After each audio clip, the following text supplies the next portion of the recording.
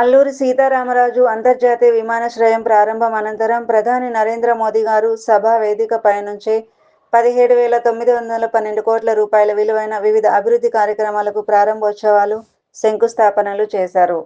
అనంతరం మోడీ మాట్లాడుతూ సీఎం చంద్రబాబు నాయుడు గారు రాత్రింబవళ్లు శ్రమించి రాష్ట్రమంతా అభివృద్ధి చెందేలా ఒక ఎకోసిస్టమ్ రూపొందించారు. దీని ఫలితంగానే ప్రపంచ ప్రఖ్యాత కంపెనీలు ఏపీకి వస్తున్నాయి అని అన్నారు.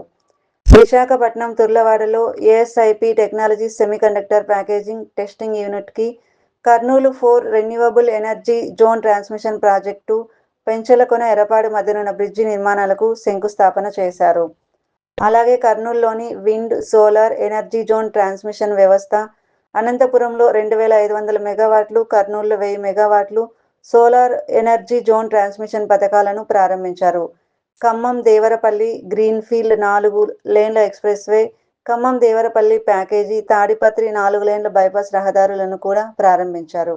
साथियों, वर्ल्ड इकोनॉमी में कहीं पे किसी भी ग्रोथ सेंटर का निर्माण सिर्फ एक फैक्ट्री से नहीं हो सकता. उसके लिए एक पूरे इकोसिस्टम की जरूरत होती है.